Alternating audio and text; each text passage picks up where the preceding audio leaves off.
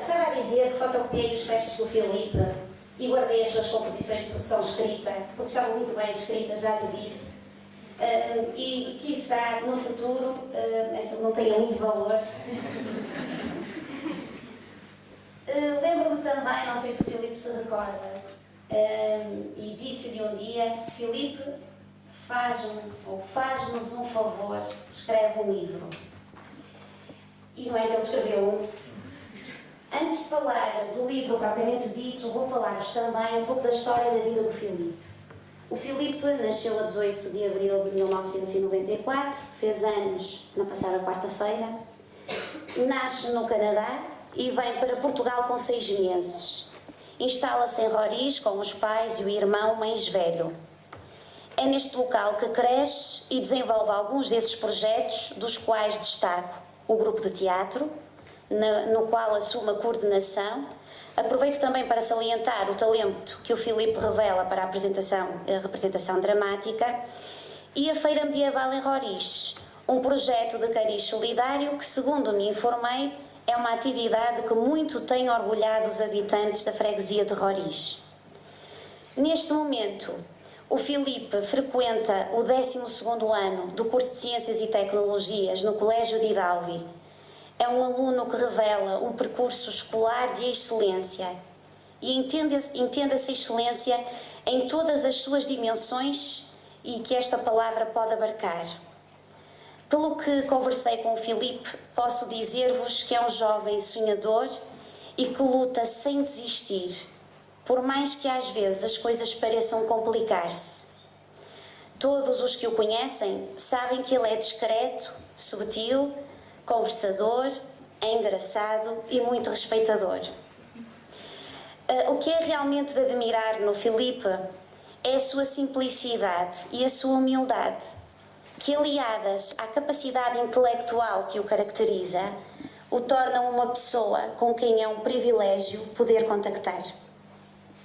Fiquei deliciada quando, a propósito de uma questão que lhe coloquei: Filipe, qual é o teu sonho de vida? E ele me respondeu prontamente: pode parecer que me estou a fazer de bonzinho, mas a verdade é que o meu sonho de vida passa pela consciência de saber que posso mudar a vida dos outros para melhor, dar mais aos outros.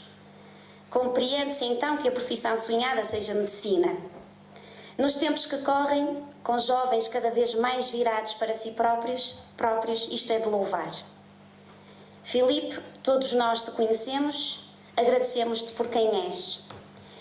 Estás quase um homem feito e, como se diz, ou como diz a sabedoria popular, já plantaste uma árvore, já escreveste um livro, só te falta a última condição.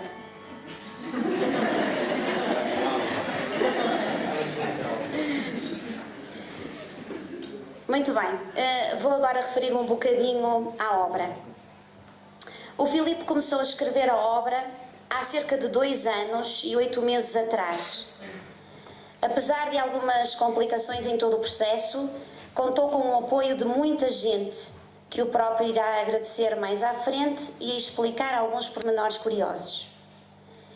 Essência da Morte é um romance, uma obra de ficção baseada em factos históricos, em que tudo é laboriosamente bem pensado e organizado. Este livro é uma máquina em que todas as peças se vão encaixando surpreendentemente. Apresenta-se como uma obra duplamente inteira ou completa, isto é, se por um lado mostra a realidade tal qual ela é vivida por um jovem, por outro, transporta-nos para um mundo fantástico, em que, fazendo jus à grande criatividade do autor, tudo pode acontecer. Estes 2 mundos são também reforçados pela linguagem que utiliza, ora mais coloquial, ora mais cuidada, mais fluente, descritiva, seca, emotiva, conforme o contexto em que a história se encontra. Este facto revela, sem dúvida, a sua polivalência linguística. Da minha interpretação, não posso deixar de mencionar que há na obra muito de autobiográfico. Talvez não seja errado dizer que quem quiser conhecer o Filipe é ler a obra.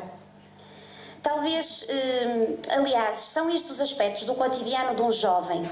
Um jovem que vai às aulas, que fala do ambiente da sala de aula, que retrata a magia dos intervalos, a responsabilidade da preparação dos testes. Um jovem que se apaixona e que vive os primeiros momentos de namoramento. Um jovem que gosta do mistério e que procura quebrar a sua monotonia, tentando desvendar um segredo terrível. Um mistério encoberto, cujas respostas estão associadas a um diário.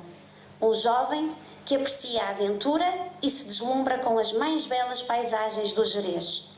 São todos estes aspectos que nos vão cativando. Por tudo o mencionado, esta obra abarca um público leitor diverso, desde os mais adolescentes, que vivem e sentem como o Leandro, até um público mais adulto, que recorda que foi assim nos tempos da sua juventude. Para além disso, qualquer ser humano não pode deixar de se sentir levado pela fantasia que um livro bem feito o transporta. E é também isto que nos agarra, é essa envolvência, é esse sentir naquilo que está escrito pelo autor, aquilo que também chega a ser nosso. O autor tem o dom de, com as palavras, nos colocar em frente a uma tela tão bem pintada, tão expressiva, tão intensa, tela onde estão pintadas imagens naturais, sensações, fantasias, emoções, como é todo aquele apertar do coração, a falta de ar de quem se apaixona, de quem vive intensamente, no fundo, de quem sente. E aqui fica marcada a maturidade e a profundidade interior do Filipe. Vou passar então à história, falar um pouco da história, e tudo começa com uma impressionante descrição, com uma linguagem arrojada e cuidada, onde facilmente vislumbramos um cenário misterioso, que passo a citar. Um intermitente ruído de folhagem seca a ser pisada marcava tenebrosamente um sentimento de terror nas folhas mortas dos carvalhos, que abanavam os seus ramos ao som de uma brisa fria e ríspida. Partiu-se um galho com um som agudo. Um animal qualquer levantou voo assustado. Algo descia do monte, devagar, com extrema cautela.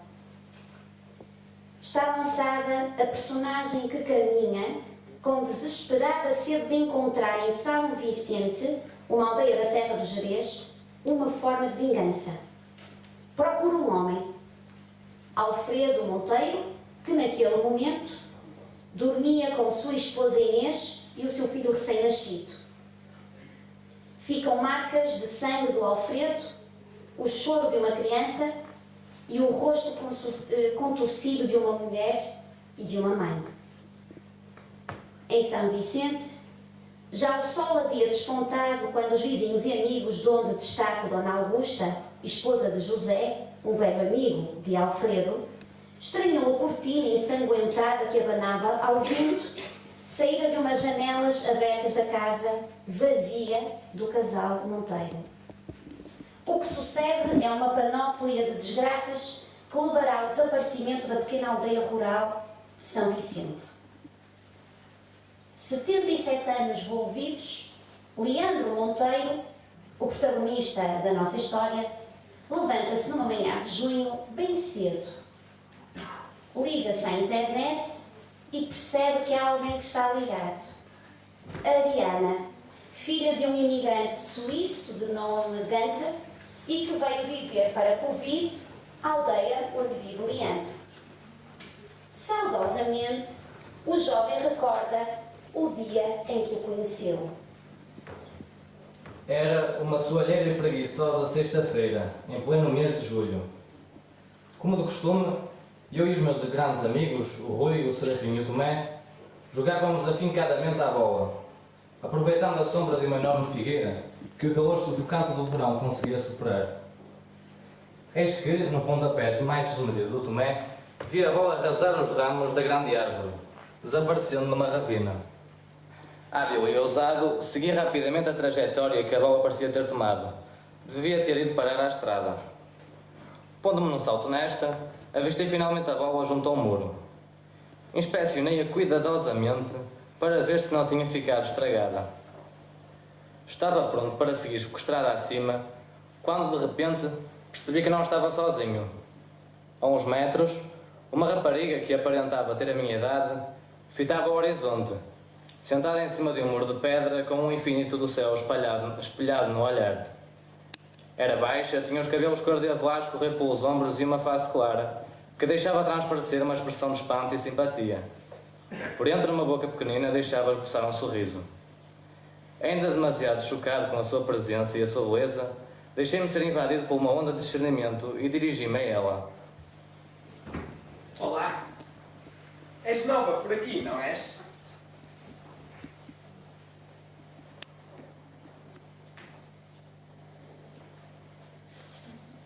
Ah, olá. Bem, pode dizer-se que sim. Vim passar as férias com o meu pai. A sério? Acho estranho não ter visto até agora. Não vive aqui muita gente. Isso é normal. Eu não sei muito. Meu pai também raramente está em casa. Terminou encolhendo os ombros. Pensei rapidamente em alguma coisa para quebrar o silêncio que ameaçava tornar-se embaraçoso. Então, se vieste passar férias, onde é que moras mesmo? Bem, eu nasci na Alemanha, mas fui para a Suíça, com 4 anos. Como a minha mãe é portuguesa, já venho passar férias a Portugal há bastantes anos, sempre com o meu pai. Vives na Suíça e vais passar 3 meses para aqui? Exasperei. No início também não gostei muito da ideia, mas habituei-me rápido. Mesmo assim, não devia ser ao contrário? Ir de cá para a Suíça? Vendo a minha incredulidade, sorriu. E que me recordo desse sorriso pioneiro, brilhante, súbito, sincero, precioso. O primeiro de muitos que todos os dias atenuaram a minha mágoa. Nesse instante, por mais pequeno que tivesse sido, percebi que algo de errado se passava. Algo que acelerava o meu coração, algo que me deixava despreocupado e abstraído de tudo o resto. Só a sua voz, tão resplandecente como o seu sorriso, me rebaixou de novo à realidade. Eu não acho assim tão aborrecido. Acredita que se vivesses rodeado de pessoas que nem sequer conheces, ias querer umas férias num sítio bem calmo. Lentamente captando esta informação, exclamei demasiado sorridente. Ah, nisso tens razão. Aqui de certeza que ninguém te incomoda. Mas acho que não ias ter problemas a arranjar amigos. Logo congelei o sorriso. As minhas palavras soavam demasiado amigáveis. Ainda a estaria a assustar. Remoendo-me em infinitas décimas de segundo, logo relaxei ao ver o sorriso ressurgir na sua face. Oh, obrigada, mas tu também facilitas muitas coisas. Tentei disfarçar um súbito calor na minha face com um sorriso rasgado e prossegui para evitar ser detectado. Então vais embora em setembro, é? Sim, o meu pai já tem tudo marcado. Partimos do Porto no dia 9. A conversa tinha finalmente ficado sem rumo, mas a jovem mudou engenhosamente de assunto. Tu também deves estar com os teus amigos a jogar futebol, não? Lançou um vago olhar para a bola. Ah, sim. Mas eles já devem ter ido embora. Já está a ficar tarde. Como que numa rápida e fulminante contradição, ouvi berros do cimo da colina. Léo! Léo! Olhei para a jovem de relance com uma expressão meio divertida, meio aborrecida. Ela soltou uma curta gargalhada. Poucos segundos depois, o som de galhos quebrados e uma pequena nuvem de poeira aclamaram a chegada dos meus amigos. Dirigindo-se duvidosos para a minha beira, lançaram de longe. Léo! Léo, és tu aí ao fundo? Sou. Revelei em tom amargo. Apressando o seu passo, chegaram, liderados pelo Tomé, vindo este irritado e aos berros. Epá, tu nunca mais vens. Já desapareceste há um quarto de hora e nem dás sinal. Continuou cada vez mais alto, olhando para o seu relógio de pulso. Outra, já são 9 horas e eu tenho os meus pais à minha espera para... Interrompeu-se bruscamente quando se apercebeu da presença da jovem. Rindo-me discretamente do espanto de ambos, fiz o favor de os apresentar. Tó. Serafim, esta é a... Congelei. Não sabia o seu nome. Ela ficou divertidíssima quando deparada com o meu embaraço e lá me ajudou. Ariana. E eu sou o Leandro. Afirmei, recuperando aos poucos. Chama-lhe Léo, senão ainda fica com a mania. Trouxou o Rui. Apercebendo-se da nossa troca faiscante de olhares, A Ariana logo interrompeu. Fico contente por saber que há vida por estes lados. Mesmo assim, está mesmo a ficar tarde e tenho de ir para dentro. Até à próxima. Ok, então até à próxima. Devolvi. Fazendo um terrível esforço para abandonar aquela conversa, prossegui estrada acima, juntamente com eles os três. Ainda não tínhamos assentado 2 passos, já arrebentava outra vez o Tomé, mas acabei por não ouvir nenhuma das suas ameaças. Apenas captei a parte final. E tu, estou entretenido com a tua amiga. Pela primeira vez, o Serafim interveio. Não se pode dizer que não é gira, só faltava mesmo ter olhos verdes. Tu e os olhos verdes. Trouxe o Tomé. Mas olha, que ela era bem boa, não era lá? Saímos da primeira curva a resmungar uns com os outros. E ainda tive tempo de assentar um cachaço no Tomé, que por pouco ainda ia caindo ao chão. Continuava a vaguear nostálgico nesta recordação interminável. Mal me apercebi que 2 anos tinham passado desde então. Mas 2 anos que começaram com uma marcante reviravolta. A Ariana não partira no final do verão. Pouco se sabia devido ao divórcio dos seus pais, tendo ficado a viver desde então com o seu pai na casa que jazia entre a colina e a estrada de asfalto. A história prossegue. Agora, num domingo de Páscoa, onde Leandro se encontrava a ajudar nos preparativos tão típicos desta altura. É aqui que é levado a recordar-se do seu pai falecido há 11 anos, estranhamente desaparecido num acidente, à altura em que frequentava a escola primária. É interrompido pela solicitação de sua mãe para que fosse à casa da avó, que morava ali perto, levar um recado. É na casa da avó que ocasionalmente se apercebe de uma velha caixa guardada religiosamente num armário, que escondia um livro centenário, o Diário de Alfredo Monteiro, Regimento da Cavalaria número 11, Braga. Não consegue controlar a curiosidade e a rebelia da avó decide trazê-lo consigo para casa. Não descansa enquanto não lê o diário.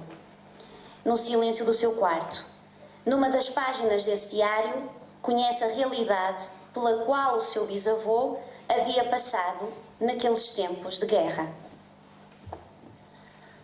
3 de setembro de 1914. Deviam ser 9h30 da noite. Estavam muitos militares de regimentos diferentes no refeitório a alimentar o jantar desgraçado que nos apresentaram. Alguns, como eu, abatidos e a queixar-se para si de terem de deixar a família em casa. Outros a jogar às cartas, a fumar uns cigarros ou só a contar histórias antigas. Estava eu sozinho, com a cabeça pesando numa mesa de madeira, quando um militar mais velho, com um ar sério, se sentou a meu lado e falou em voz rouca. De onde vieste? Subi a cabeça e reparei nele, que bebia de um cantil imundo o que pensei ser cachaça. Tossi, limpei os olhos molhados e suspirei. Vim de Braga, de uma terra onde de um lado só há monte e do outro há bolsa. Rimos ambos, meio a custo, e ele tornou. Eu sou de Viana. Não há muito monte por lá, mas fome não falta. Ao menos aqui ainda vamos comendo. Nem que seja batatas com batatas toda a semana. Olhou para mim e ofereceu. Vai-me pingas? Esta trouxe eu da adega do meu pai. Aceitei. Dei 2 tragos e senti um enorme ardor na garganta, que me aqueceu a alma e avivou os sentidos. Ele então prosseguiu. Então estamos, 2 camaradas, aqui, e nem sei como te chamas, nem o batalhão onde serves. Eu bebi mais um gole de cachaça, fiz uma careta e expirei. Sou Alfredo, 11º Regimento de Cavalaria. Respondeu-me este. José, 2ª bateria do Regimento de Artilharia de Montanha. E ergueu o cantil, saudando-me. Ouviu-se um forte estalo de madeira do outro lado da sala, quando o militar que jogava as cartas esmurrou um trunfo na mesa. Desviando o olhar para este, José indicou. Aquele ali é o meu irmão. É 4 anos mais novo que eu. Chama-se Manuel. Passa os dias a dizer que nunca vai ser chamado para a África. Não lhe vale de nada. Um dia destes, vamos todos e não sabemos sequer quando vamos voltar. Deu um gole e ofereceu-me o último. Passada meia hora de conversa sobre a terra, as mulheres e o que havia de vir, apareceu o tenente-coronel, que avisou ao quartel ir tudo sentido. Oh, mas foi-nos ontem dito que, por causa da permanência dos alemães junto à fronteira das nossas colónias ultramarinas, vão ser enviados para Angola um batalhão de infantaria, uma bateria de metralhadoras, uma bateria de artilharia de montanha e um esquadrão de cavalaria nos 10 dias e 11. Limpem as vossas armas, preparem as armaduras, que a viagem para a África vai ser longa. Fez continência e saiu da sala. Senti José tremer a meu lado, mandando um olhar para o seu irmão, que estava ainda com a carta presa entre os 2 dedos, de medo na cara. Todos se voltaram a sentar, tirando este, que deu um valente golo do cantil e recolheu-se à caserna. José pediu uma garrafa de vinho tinto que dividimos, sem muitas trocas de palavras. Despedi-me do vianense e fui também para a caserna. Pensei não estar lá mais ninguém, até ouvir um choro baixo. Olhei para o lado e vi o tal Manuel sentado junto a uma mesa, agarrado a uma fotografia antiga, a chorá-la debaixo de uma lamparina de petróleo. Afastei-me e deitei-me na cama. Se eu não tivesse feito tanto para aprender a escrever à minha Inês, se não pudesse passar o que sinto para estas folhas grossas, também estava a chorar. Mais vale dormir, assim esqueço-me do que me espera. Ainda tenho as palavras do tenente-coronel a ressoar nos ouvidos. São como uma faca que me corta a última linha de esperança em voltar para casa. O Manuel já desligou a lamparina. Se calhar vai dormir também, mas ainda chora. O que se sucede é uma constante procura do mistério que surge em volta de umas páginas rasgadas do diário e que escondem algo muito grave que aconteceu na Primeira Guerra Mundial. Decide revelar este segredo a Ariana, com quem tem vindo a desenvolver uma relação de grande cumplicidade e com quem Leandro vai sempre poder contar. Entre as tarefas do dia-a-dia, da escola, os amigos e as suas conversas, os testes e exames, as vivências diárias de um jovem que vive o seu primeiro amor, uma inesperada e estranha doença que o vai deixar internado no hospital, o Leandro e a Ariana planeiam como conseguir chegar até São Vicente, local onde esperam encontrar as respostas. Para isso, decidem sugerir, na reunião do grupo dos escoteiros, um acampamento em Pitões das Júnias, zona muito próxima a São Vicente, que entretanto fora consumida pelo monte.